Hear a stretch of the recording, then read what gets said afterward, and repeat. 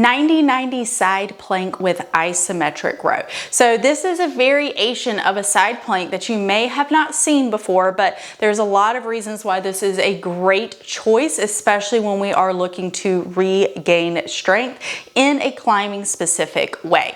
All right, so to get set up for this, I'm just gonna pretend like I'm pulling on the band when I'm talking to you just because of the direction of the camera, but know that you should have a band that you can pull this way. Okay, so I want my elbow to be right underneath my shoulder. Now, the part of this is probably feel a little funny is normally when you set up for a side plank, you probably put your knees behind your hips a little bit, but I want your knees to be at 90 degrees in front of your hips. So notice how my hips are at 90 degrees and my knees are at 90 degrees. So I'm kind of like this sort of square shape on the bottom. Now, what's gonna happen is we're not actually going to lift up our hips off the ground.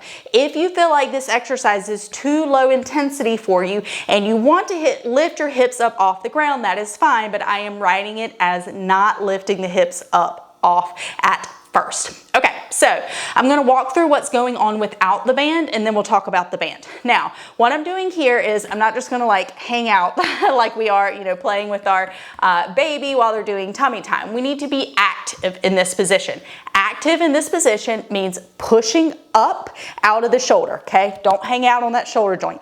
Actively push up. You should push up so much so that you feel like you're actually trying to do almost like a push up off of your elbow. Now, what I want you to do is actively lift that bottom side. We want to think of it almost like a rainbow on the bottom side of our torso. Now, here's what's going to happen. As you exhale, I want you to try and find lots and lots and lots of tension right here. So zipping up from the middle of your pelvis to your belly button. What you don't want to do as you're in this position is let one shoulder drop forward of the other. You don't want to let one hip drop forward of the other or kind of move back, hike your hip up, all this other sort of stuff that you'll notice, oh, it's kind of actually difficult to stay just in this one position with integrity and intention. All right, with your band, you're going to be pulling it this way. I want you to pull it with your palm up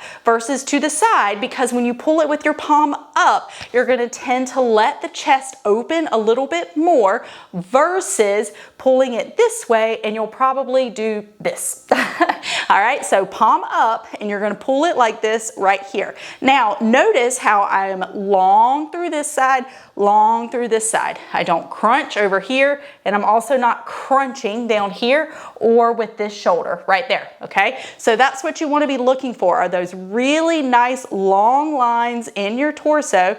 You're going to inhale and then exhale. On that exhale, I want you to pull on the band a little more. Exhale, exhale, exhale. Find that tension right here and right here, okay? Inhale, exhale. Lots and lots and lots of tension. All right, that's how you do it.